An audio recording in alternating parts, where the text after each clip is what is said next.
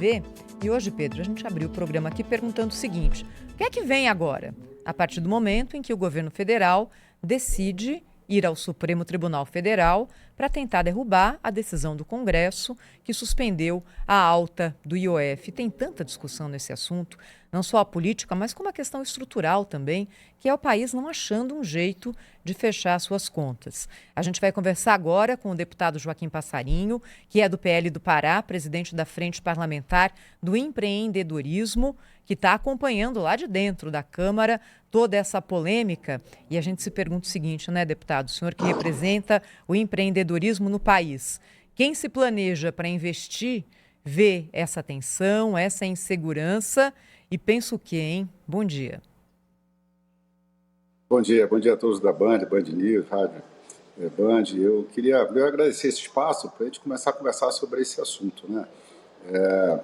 O governo lançou esse MP, o IOF, que é um imposto regulatório, não arrecadatório, isso é bom deixar bem claro. O Congresso reagiu e derrubou a medida provisória.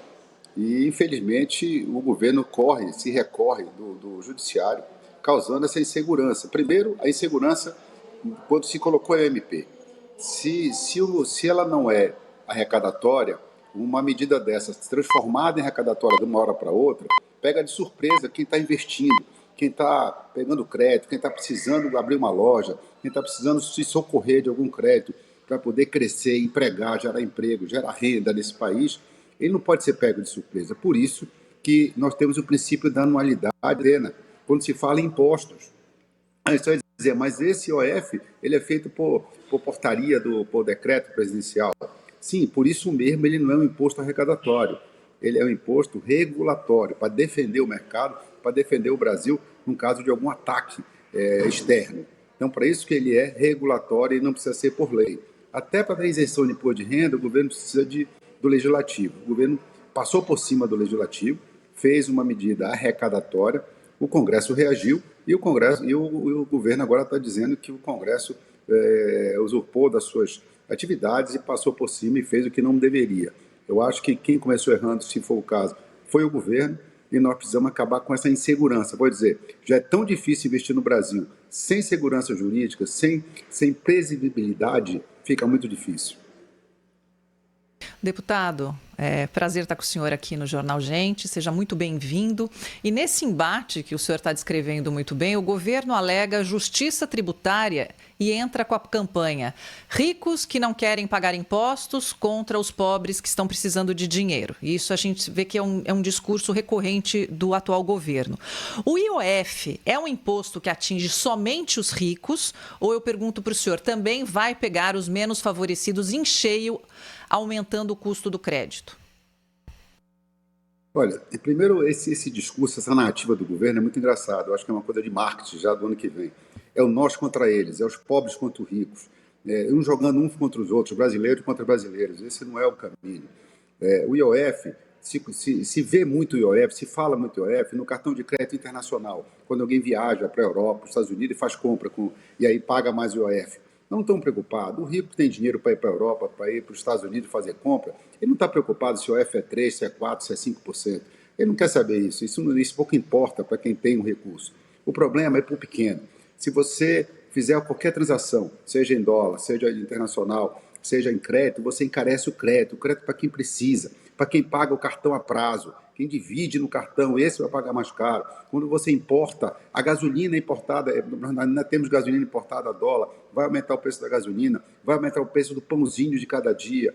Se eu tenho uma empresa, se eu estou querendo melhorar meus negócios, aumentar a minha contratação, aumentar meu negócio, eu preciso de crédito. A hora que eu vou no crédito, eu pago IOF. Ou seja, pega o pobre, porque o rico, a pessoa que tem uma grande empresa, que ele vai pegar o crédito, ele repassa por preço. Nenhum empresário vai absorver esse aumento de imposto e assim, sem nenhum tipo de aviso. Isso não foi conversado com a sociedade, não foi conversado com a classe produtiva, não foi conversado com o Congresso. De uma hora para outra vem uma medida provisória. Quer dizer, nós não podemos aceitar isso.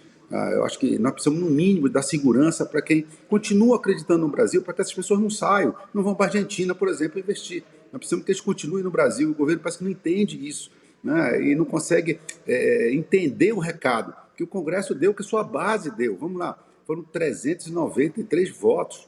Nós tivemos aí o voto do governo, inclusive da base, a maioria da base do governo, votando, mostrando, governo, você está no caminho errado.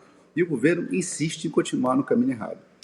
Deputado, a respeito dessa questão da divisão, né, do nós contra eles, a marca desse governo era união e reconstrução. O jornalista Eduardo Oineg até contou outro dia aí na nossa programação que o governo vai mudar esse slogan, vai mudar o marketing aí, mostrando, né, que talvez união não seja mais um dos seus lemas. Agora eu queria perguntar para o senhor o seguinte, o que o senhor defende que o Congresso Nacional faça caso o Supremo Tribunal Federal concorde com os argumentos da AGU e do partido político PSOL, que já apresentaram um questionamento jurídico a respeito da decisão da queda do decreto do IOF? O que o Congresso tem de fazer se o Supremo decidir a favor do pedido da AGU e do PSOL? Bom, eu acho que nós temos que ver a decisão, porque no meio da decisão não é simplesmente se tem razão ou não tem razão.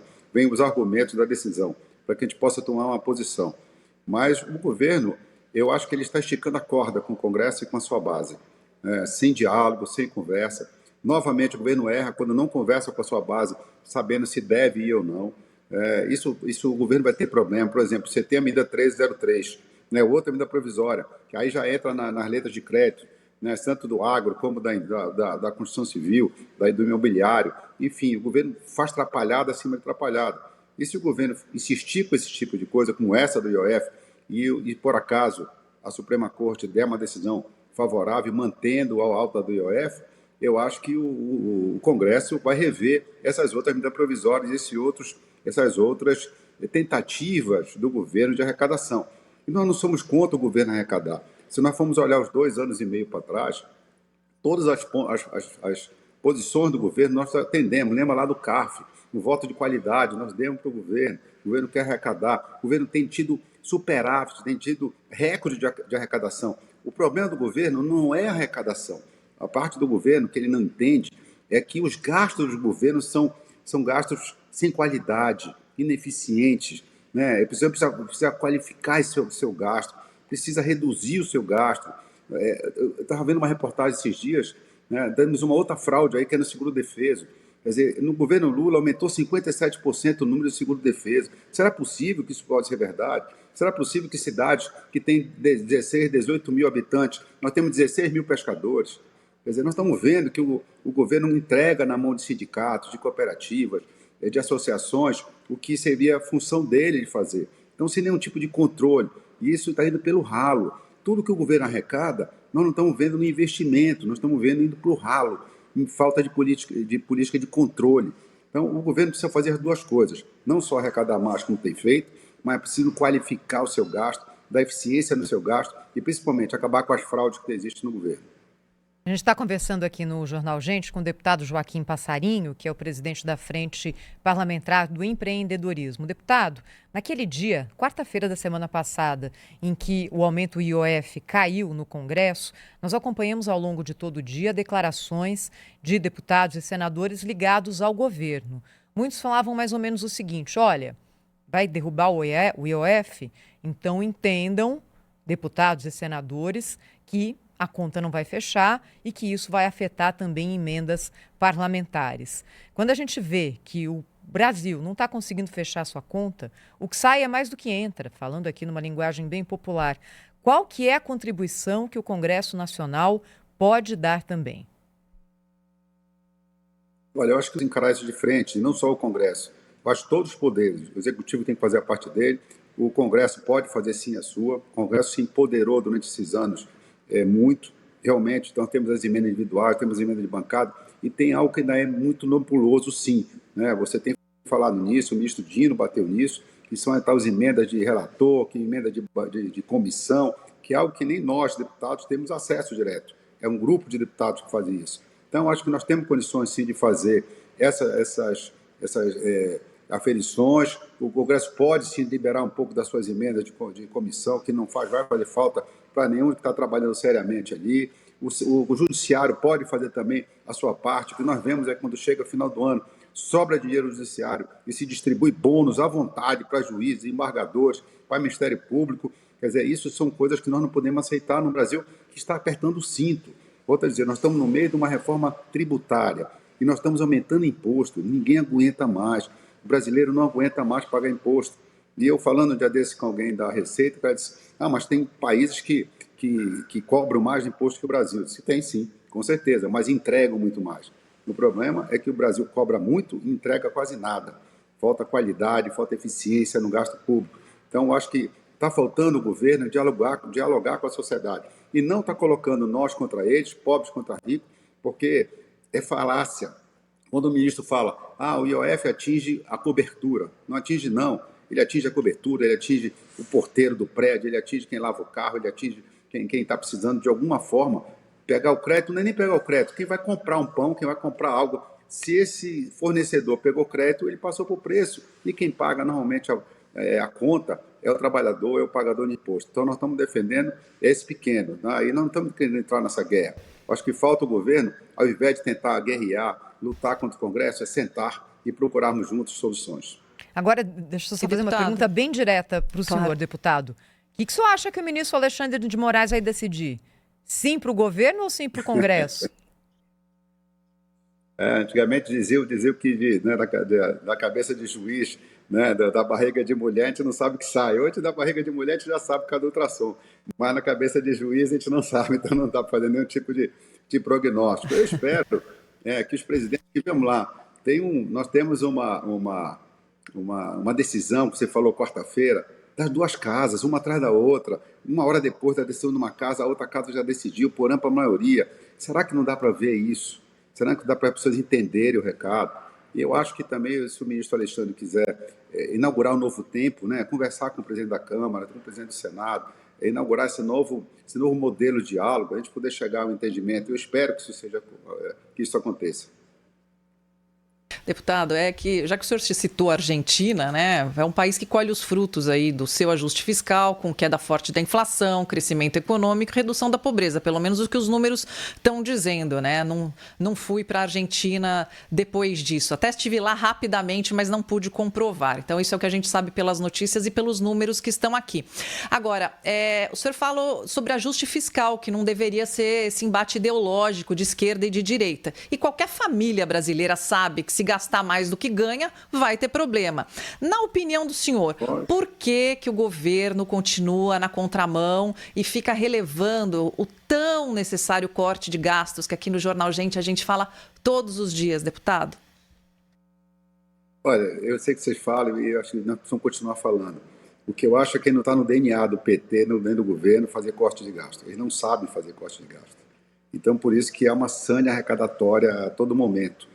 Você acaba de passar por um problema de arrecadação, consegue vencer, vamos lembrar aqui da desoneração da folha de pagamento, tivemos um embate no final do ano passado, conseguimos sentar na mesa, ter uma programação de fazendo diminuindo essa desoneração, o governo teve suas vitórias, o Congresso também pôs a sua posição junto com o setor produtivo, ali nós conseguimos construir algo. É isso que eu acho que o governo está precisando fazer.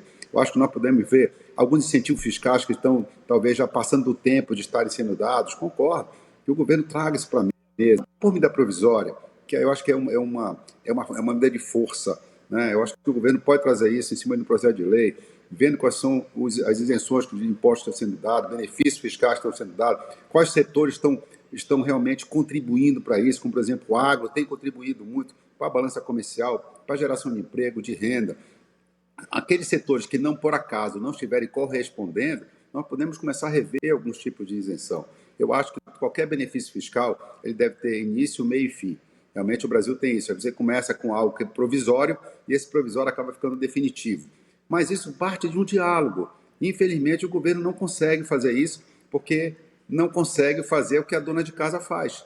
Né? Ir no supermercado, se um óleo está mais caro, ela compra o outro. Né? Se não tem o azeite, não dá, vai para o óleo. Ela troca o óleo, ela troca o arroz, o tipo 1 pelo tipo 2. Por quê? Porque ela tem um orçamento. O governo tem esse orçamento, tem aumentado o seu orçamento, mas, infelizmente, toda vez que ele aumenta 5%, 10% da sua arrecadação, ele aumenta 20% a sua despesa, o seu gasto, a sua gastança. Então, nós precisamos fazer de um simples jatinho que pode ser parado, que isso não resolve o problema. mas ele dá exemplo, né? Ele dá exemplo. É não gastar jatinho, é não gastar com hotéis caros, é diminuir ministérios, é diminuir essa gastança e segurar o que sai pelo ralo. Volto a dizer, o que tem saído pelo ralo nesse governo é algo impressionante. Agora, deputado, só para finalizar aqui, a gente precisa também cobrar aí do parlamento, né, que aprovou no mesmo dia o aumento do número de deputados e isso entra nessa conta também. Então, afinal de contas, se a gente está cobrando aqui com razão e acho que a sua fala é bem oportuna nesse sentido, porque é uma cobrança diária que fazemos aqui no programa, também precisamos cobrar o Congresso a respeito das medidas que são tomadas em relação ao gasto público. Esse aumento do número de deputados não vai trazer uma conta maior para o país? Olha, é um absurdo. Era bom o voto de cada um. Se olhar lá, meu voto foi contrário. Tá? Eu acho que é um absurdo, isso realmente é um absurdo que o Congresso fez. Você tem uma legislação que fala sobre proporcionalidade, eu falei isso com o presidente Mota, ele falou para mim, Joaquim, se nós fizermos essa, ninguém perder, e nós apenas aumentarmos as vagas, por exemplo, meu estado do Pará ganha 4. Eu disse, se você fizer isso, presidente, a proporcionalidade que a Constituição fala também não fica garantida. Não adianta só aumentar o número de vagas para aqueles que precisam ganhar mais. Porque isso é uma coisa de proporcionalidade. Tem deputado representando mais habitantes que outros. Então, a proporcionalidade não vai ser seguida. Nós continuaremos errando, nós continuaremos ferindo. Então, isso foi um posicionamento nosso desde o início, nós votamos contra, mas, infelizmente, a parte corporativa da casa acabou falando mais alto e, infelizmente, essa aberração foi criada. Eu até perguntava na votação, e se daqui a 10 anos aumentar novamente o número de eleitores em algum estado ou outro, nós vamos continuar aumentando o número de deputados? Nós vamos bater em 600? A sociedade não quer isso, a sociedade quer diminuição do Congresso, né, e não aumento do Congresso. Então, realmente foi um tiro no pé que o Congresso fez, algo que realmente, para quem está pedindo seriedade, foi algo muito ruim para nós. Deputado Joaquim Passarinho, do PL do Pará, falou conosco aqui ao vivo na Rádio Bandeirantes, na Band News TV. Deputado, obrigada, hein? Até a próxima. Obrigado, bom trabalho para vocês. Obrigada. Obrigada, deputado. No próximo bloco do Jornal Gente, vamos atualizar as informações da Copa do Mundo de Clubes da FIFA e vamos contar para você um prêmio milionário que os jogadores já ganharam antes de acabar o Mundial. Fica ligado aí que a gente conta na